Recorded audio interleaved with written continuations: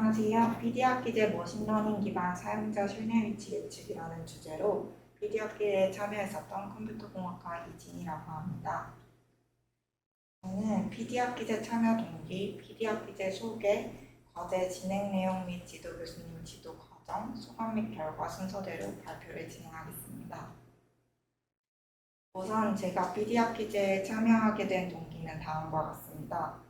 지금까지 학부 생활을 하면서 특정한 주제를 가지고 진행하는 강의를 수강하며 특정한 파트에 대한 개발 경험만 해봤었는데 이제는 전체적인 개발에 대한 이해를 하고 싶었습니다.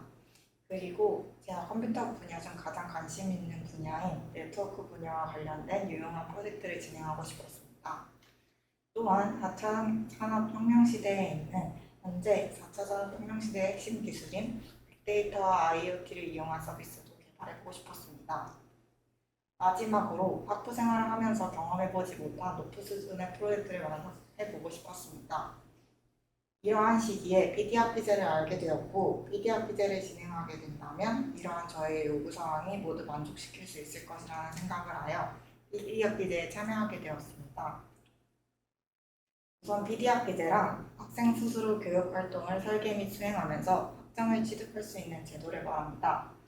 PD학기제 진행 과정은 가장 먼저 학생들이 개인 또는 팀을 구성하고 지도 교수님을 직접 섭외합니다. 그리고 한 학기 동안 어떠한 주제를 가지고 어떠한 커리큘럼으로 PD학기제를 진행할지 학생 스스로 교육 과정을 설계하여 PD학기제를 신청합니다. PD학기제에 선발이 되게 되면 한 학기 동안 설계한 교육 과정을 바탕으로 과제를 진행하고 학기가 종료되면 학점과 장학금을 취득할 수 있게 됩니다. 제가 생각하는 PD학기제의 매력은 학생이 원하는 교육 과정을 스스로 수행하면서 학점도 취득하고 장학금 또한 받을 수 있다는 점인 것 같습니다. 저는 2021년도 1학기 PD학기제를 머신러닝 기반 사용자 실내 위치 예측이라는 주제로 진행하였습니다. 기존의 실내 위치 예측을 수행하는 연구들은 GPS 신호의 성능 저하 및 실내 특이 장치의 부재 등의 이슈로 인해 많은 한계가 존재하였습니다. 이를 해결하고자 실내에 설치된 와이파이, 블루투스 장비들을 이용한 연구들이 진행되었는데 해당 연구들 또한 장비들이 상태 변화에 따른 에러가 크게 발생할 수 있다는 점이 있었습니다. 따라서 저는 실내에 설치된 와이파이, 블루투스 신호들을 기반으로 머신러닝을 활용하여 사용자의 위치를 예측하고 앞서 말한 문제점을 개선하는 연구를 진행하고자 했습니다. 과제 목표는 첫 번째로 위도와 경도, 센서 정보들을 수집하여 데이터베이스를 구축하고 두 번째로 데이터베이스 기반으로 실내 위치를 예측할 수 있는 서비스를 개발하며 세 번째로 기존 연구의 문제점을 개선하여 머신러닝을 통해 사용자의 실내 위치를 예측할 수 있는 알고리즘을 구현하는 것입니다. 네 번째로 연구한 내용들을 기술 문서 혹은 논문으로 정리하여 입증하고자 하였습니다. 더 나아가 가능하다면 우리가 제안하는 알고리즘을 넘어서서 실제로 사용할 수 있는 사용자 실내 위치 서비스를 개발하고자 하였습니다.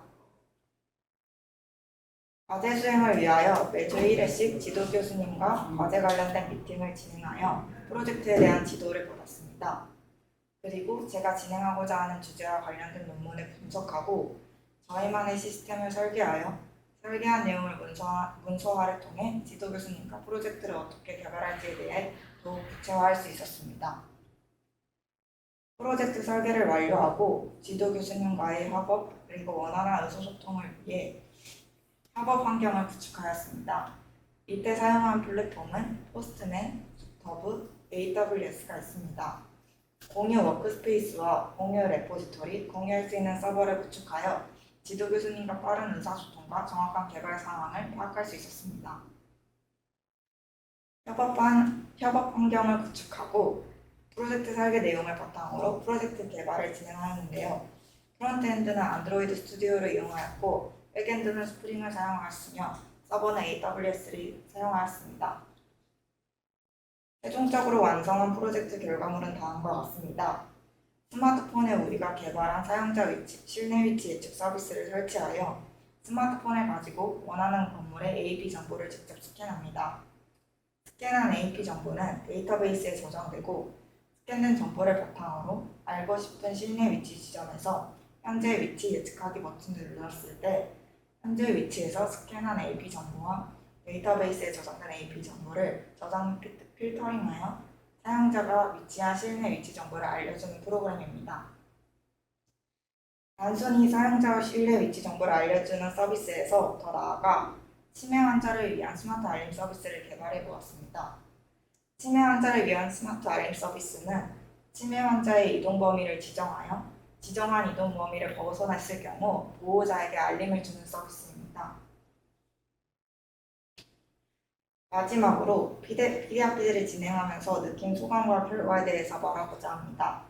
이렇게 2021년 PDRP제를 통해 진행한 과제 내용으로 PDRP제 우수팀에 선정되어 싱글 A상을 수상하였고 한신 AI 데이터 활용 공모 등에 출품하여 우수상을 수상하는 좋은 결과를 얻을 수 있었습니다.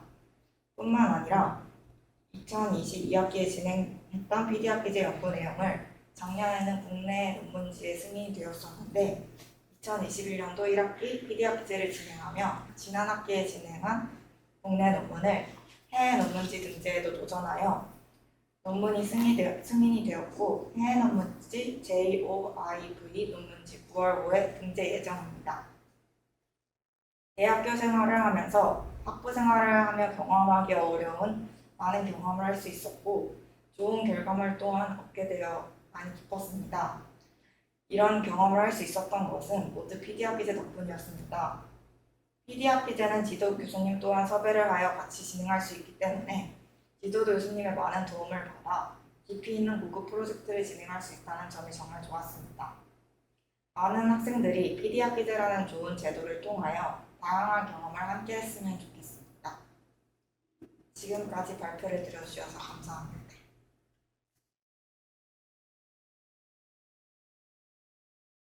안녕하세요. PD학기제 유영철 연쇄살인 사건에 대한 프로파일링 팀입니다. 저는 발표를 맡은 손정인이고 조언은 한채빈, 손정인이 있습니다.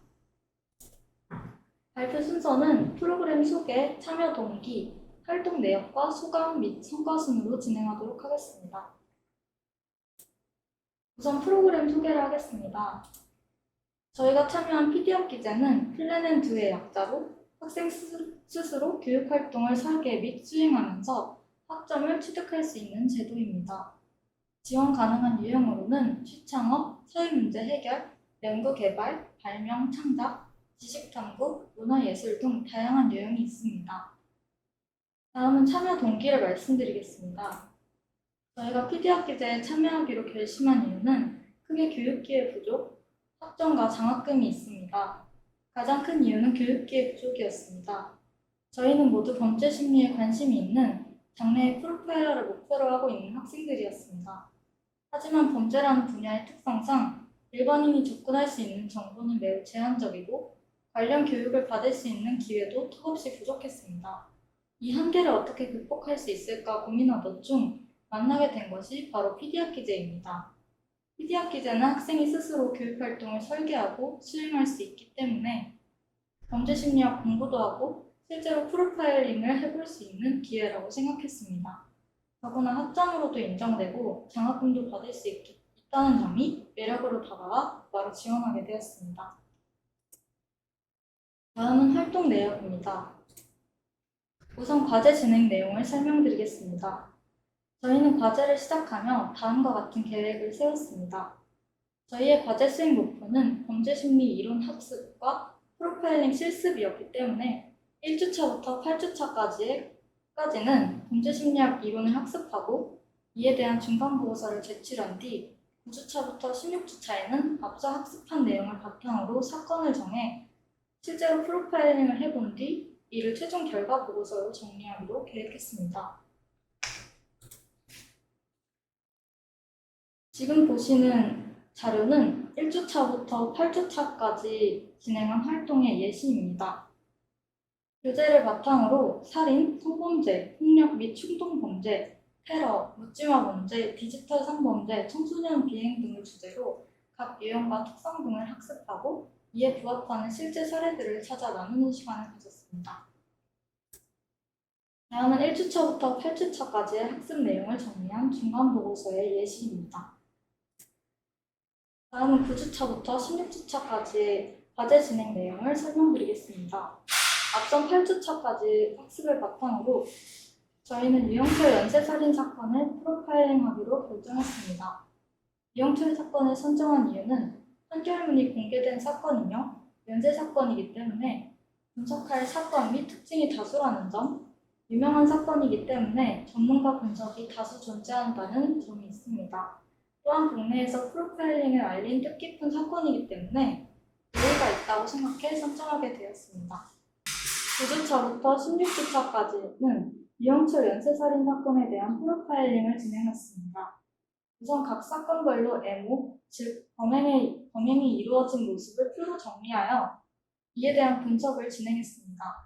피해자의 특징, 범행 시간 등 사건의 특징을 앞서 학습한 이론을 적용하여 분석하고 범인상을 추정해보는 프로파일링을 해보았습니다. 저희는 단순한 분석에 그치지 않고 전문가 프로파일링 및 판결문과의 비교 작업을 통해 저희의 프로파일링이 어느 부분이 일치하고 어느 부분이 일치하지 않는지 확인해 보았습니다. 이 과정을 통해 잘한 부분과 부족했던 부분이 어떤 것이 있는지 점검해 볼 수 있었습니다. 또한 9주차부터 16주차의 프로파일링 결과를 최종 결과 보고서로 작성하여 제출하였습니다. 다음은 최종 결과 보고서의 일부입니다. 다음은 지도 교수님 지도 과정입니다. 저희는 주차별 학습 내용을 정리하여 지도 교수님께 피드백을 받았습니다. 이를 통해 잘한 점과 부족한 점을 성찰하며 앞으로의 활동에 대한 방향성을 올바르게 설정할 수 있었습니다. 특히 프로파일링할 사건을 결정할 때 큰 도움을 받았습니다. 마지막으로 소감 및 성과를 말씀드리겠습니다. PD학 기제를 끝내고 가장 크게 든 생각은 아쉽다였습니다. 최선을 다했기에 후회는 없었지만 아쉬움은 남았습니다. 저희가 목표로 했던 범죄사건 프로파일링은 정확하고 공신력 있는 자료를 필요로 하기 때문에 학생 신분인 저희로서는 접근할 수 없다는 한계가 있었습니다. 처음부터 각오한 일이기는 했지만 역시 자료가 충분했더라면 더 정확하고 세밀한 분석을 할 수 있었을 것이라는 아쉬움이 남았습니다. 다만 그럼에도 불구하고 성과는 있었다고 생각합니다. 어쩔 수 없는 한계에 좌절하지 말고 지금 우리가 할 수 있는 최선을 다하자고 생각했습니다. 저희는 한 학기 동안 여러 종류의 범죄와 프로파일링 기법에 대해 공부했고 유영철 사건을 과제로 삼아 서로 의견을 나누며 프로파일링을 완성했습니다. 이처럼 범죄에 대해 공부하고 실제로 범인에 대해 프로파일링 해보는 경험은 돈 주고도 못 살 귀중한 경험이었습니다. 이 부분은 왜 그런 걸까? 이때 범인은 무슨 생각이었을까? 범인은 어떤 특성이 사건의 이런 특성으로 이어지게 된 것일까 하는 오랜 물음이 조금은 해소되었습니다. 범인의 입장에서 오랜 시간 평소보다 많은 정보를 바탕으로 함께 의견을 공유하며 추론해보는 과정은 PD학 기제가 아니었더라면 학부 수준에서는 절대 하지 못했을 경험이라고 생각합니다. 그 어떤 사계활보다도 값진 시간을 보내도록 지원해준 지도 교수님 그리고 함께 옆에서 달려온 선배님께 감사를 전하며 발표를 마무리하겠습니다. 지금까지 발표를 들어주셔서 감사합니다. 안녕하세요. 한신대학교 영어연구학과 1018-3204 김하연입니다. 저는 외국어로 한국어 가르치기라는 주제를 가지고 2021학년도 1학기 PD학기제에 참여하였습니다. 저는 한 학기 동안 외국인들에게 한국어를 가르치는 유튜브 콘텐츠를 기획하였고 한국어를 배우고 있는 외국인들의 피드백을 받으면서 한 학기 동안 수업을 진행하였습니다. 먼저 이 수업의 기획 의도와 지원 동기에 대해서 설명하도록 하겠습니다. 기업의 해외 진출 및 한류 열풍 등으로 한국어를 배우고자 하는 외국인의 수가 증가하였다는 것을 알게 되었습니다. 하지만 그러한 외국인들이 한국어를 배울 수 있는 여건은 그리 좋지 않다는 것을 알게 되었습니다. 예를 들면 한국어를 배우는 곳인 한국어 개인 교습소나 어학당은 강의 비용이 매우 비싸고 한국어는 중국어나 영어에 비해서 보편적인 언어가 아니기 때문에 배울 수 있는 곳이 그리 많지 않습니다. 그래서 한국어를 배우고자 하는 외국인들이 어려움을 겪고 있다는 것을 알게 되었습니다. 이러한 사례들을 저는 뉴스 기사나 주변 외국인 친구들을 통해서 접하게 되었고, 저는 이러한 외국인들을 직접 한국어를 가르쳐 줌으로써 도와주고 싶었습니다. 그 후에는 한국어를 가르칠 때 사용할 플랫폼으로 유튜브를 선택하였습니다. 왜냐하면 유튜브는 전 세계 이용자들이 많이 이용하는 플랫폼이고 무료로 나의 창작물을 제공할 수 있기 때문입니다. 그래서 경제적인 부담 없이 많은 외국인들에게 한국어를 배울 수 있는 기회를 제공할 수 있을 것 같아서 영상을 유튜브에 게시하기로 하였습니다. 그리고 현재는 1인 미디어 시대로 자신이 1인 기업가가 되어서 가치를 창출하는 사람들이 많이 생겨나게 되었습니다. 유튜브라는 플랫폼을 통해서 내가 직접 나의 재능을 다른 사람에게 알리고 타인과 내가 같이 상생할 수 있는 관계가 될 수 있을 것이라고 판단하였습니다. 그 밖에 코로나로 인해서 언택트 시대가 도래하였고 온라인 시장의 가치가 증가하였습니다. 그래서 영어로 유튜브 채널을 운영하는 것은 이러한 시대의 흐름을 배울 수 있는 좋은 기회라고 생각하였습니다. 즉 온라인 시장 내에서 자신을 직접 홍보하고 그러한 홍보 영상을 직접 만들어 봄으로써 온라인 시장의 흐름을 익힐 수 있다고 판단하였습니다. 그래서 영어로 한국어 가르치기라는 수업을 기획하게 되었습니다. 해당 프로그램 소개를 하겠습니다. 제가 영어로 한국어 만들기라는 수업을 기획할 수 있도록 만들어준 PD학기제에 대해서 소개를 하고 한 학기 동안 해당 프로그램을 어떻게 진행하는지 좀 더 구체적으로 소개해 보도록 하겠습니다. 먼저 PD학기제에 대해서 설명해 보도록 하겠습니다. PD학기제는 학생들이 자신이 원하는 수업을 직접 기획해보고 실천할 수 있도록 도와주는 학교 프로그램입니다. 이 프로그램에 참여하는 학생들은 지도 교수님을 선정하고 지도 교수님과 상의하에 한 학기 동안 진행할 수업을 기획하여 계획서에 작성을 합니다. 저 같은 경우에도 2번 PD학기제에 참여를 하였는데 스스로 수업을 기획할 수 있다는 점에서 뿌듯함을 느꼈었고 제가 계획한 일을 직접 해냄으로써 자랑스러움을 느낄 수 있었습니다. 다음 제가 해당 프로그램을 어떻게 진행하였는지 간략하게 설명해 보도록 하겠습니다. 이번 학기에는 영어로 한국어 가르치기라는 수업을 진행하였는데 저는 먼저 유튜브 영상을 만들기 위해서 PPT 자료와 영어 대본을 만들었습니다. 그리고 나서 교수님께 영어 대본에 대한 첨삭을 받았습니다. 영어 대본을 참고하여서 유튜브 영상을 촬영하였고 그 영상을 트위터나 인스타 계정에 홍보를 하였습니다. 그리고 외국인들의 피드백을 받았습니다. PPT 자료 만들기와 영어 대본 만들기, 교수님의 피드백, 영상 제작, 트위터 및 인스타 계정의 홍보, 외국인들의 피드백을 순서로 수업을 진행하였습니다. 이번에는 제가 한 활동에 대해서 자세하게 말해보도록 하겠습니다. 1주차 때는 키네마스터 사용법을 영상으로 배워서 키네마스터 영상 편집하는 법을 배웠습니다. 또한 다른 유튜버들은 어떻게 한국어를 가르치는지를 조사하는 과정에서 톡투미인 코리안이라는 기업을 알게 되었습니다. 이 기업은 한국어를 가르치는 기업 중에서 압도적인 조회수와 구독자를 가지고 있었습니다. 그래서 이 기업에 대해서 좀 더 자세하게 알고 싶었고 그 기업의 사장이 쓴 한국어를 팝니다 라는 책을 읽었습니다. 그 기업의 사장님에게 궁금한 점에 대해서 메일을 보냈고 4월 14일에 답장을 받게 되었습니다. 2주차 때는 채널 아트와 채널 아이콘을 만들었습니다. 처음에는 미리 캔버스를 통해서 이것을 만들려고 하였으나 내가 직접 만들어 보고 싶어서 타블렛으로 그림을 그렸습니다. 채널 아이콘을 만들 때 외국 사람들이 보기에는 나의 유튜브 채널이 친근해 보일 수 있도록 동물 모양이나 채소 등 귀여운 캐릭터로 그렸습니다. 다양한 동물과 채소를 그려보면서 타블렛 사용법을 익힐 수 있었습니다. 그 후에 채널 아트를 그리고 나니 귀여운 이미지의 채널 아이콘을 그려보고 싶었습니다. 그래서 사진과 같이 그리게 되었습니다. 또한 귀여운 이미지와 걸맞게 친근하고 언제나 한국어를 재밌게 알려줄 수 있다는 인식을 외국인에게 심어주고 싶었습니다. 그래서 Your Korean Friend라는 채널명을 선정하였습니다. 3주차부터는 본격적으로 영상 제작을 시작하였습니다. 베이직 그래머라는 교재를 통해서 이다라는 문법을 학습하였습니다. 그 후에 PPT와 영어 대본을 만들어서 학습 자료를 만들었습니다. PPT는 미리 캔버스를 통해서 만들었으며 학습을 할 때 보기 편하도록 디자인을 선정하였습니다.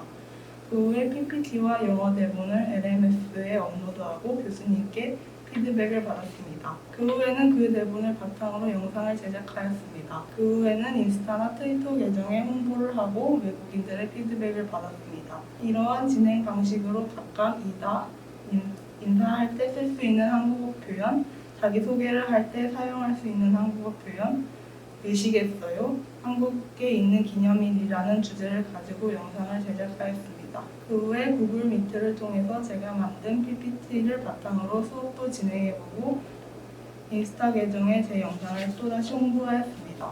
이 프로그램을 통해서 얻은 결과물에 대해서 말씀드리겠습니다. 먼저 유튜브 채널을 운영하면서 구독자 수에 대해서 말씀드리고 싶습니다. 3월 15일에는 채널을 개설하여서 0명이었고 트위터 계정 및 인스타 계정에서 홍보 후 140명으로 구독자가 증가하였습니다. 한 학기 동안 총 5개의 영상을 업로드하였습니다. 4월 1일 첫 번째 영상 업로드 후 141명, 4월 27일 두 번째 영상 업로드 후에 143명, 5월 16일 세 번째 영상 업로드 후에는 153명, 6월 4일 네 번째 영상 업로드 후에는 154명, 6월 15일 다섯 번째 영상 업로드에는 154명을 유지하였습니다. 한 학기 동안 0명에서 154명이라는 구독자 수를 보유할 수 있었습니다. 이 활동을 통해서 얻은 소감과 배운 점에 대해서 말씀드리도록 하겠습니다.